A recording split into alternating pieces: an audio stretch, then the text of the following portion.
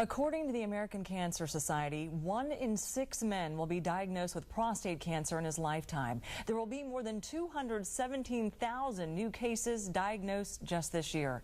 Unfortunately, my big brother became one of those cases this past winter. We're hoping by telling his story, Andy's story, we can save your life or that of someone you love.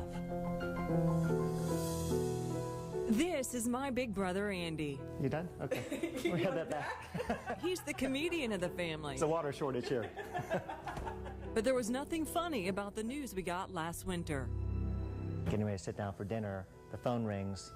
Doctor says those 3 words you never want to hear: you have cancer.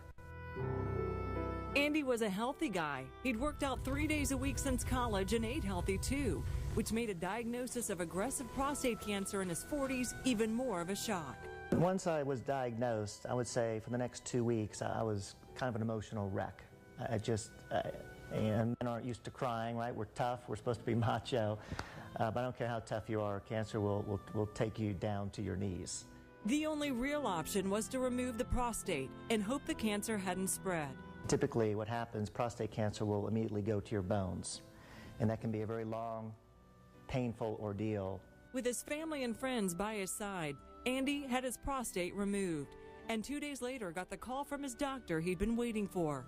Pathology report showed the cancer had not spread outside the prostate. At that point, the doctor said, you're done. Done meaning, in a good way, no more treatment, you don't need chemo, you don't need radiation, you should be fine.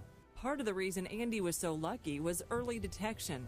He gets a physical every year around his birthday and started getting the PSA blood test at 40. If I waited until I was 50 to have my first PSA test, I'd be dead. I would have not made it to 50 years old. Now his mission is to make sure other men get tested before it's too late. Men just don't like doctors. We take our cars in to get checked up more often than we take our own bodies in to get checked up. Cancer has changed Andy. Not only is he eating more antioxidants like blueberries instead of his favorite chocolate chip cookies, but he has a new understanding of what many others are facing. It's a horrible feeling.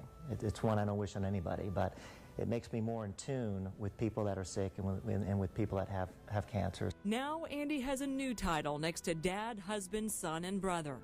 Now he's a cancer survivor and wears his Lance Armstrong wristband as a reminder that he can win this battle, and others can too.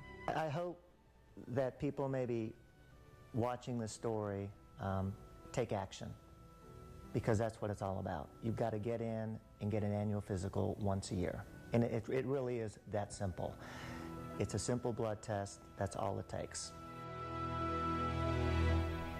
The survival rate for prostate cancer is extremely high if you catch it early. And Jerry, I spoke with a few doctors who say that they're seeing more men get this cancer in their 40s, and it tends to be more aggressive. Yeah. That had to be tough, interviewing your own brother for that story. How is Andy doing now? Andy is doing great. He did his homework. He found a phenomenal surgeon, which really is key. Yeah. And amazingly, he was back to work 2 weeks after surgery, and he has no lasting side effects. Yeah. By the way, we are also taking action with a special web chat tonight from 6:30 to 7 on WHNT.com. If you have any questions about prostate cancer, Dr. Thomas Moody, a urologist from Urology Centers of Alabama, will answer them. Just email your questions to me at questions@WHNT.com. My brother Andy will also be joining us by phone if you have any questions for him.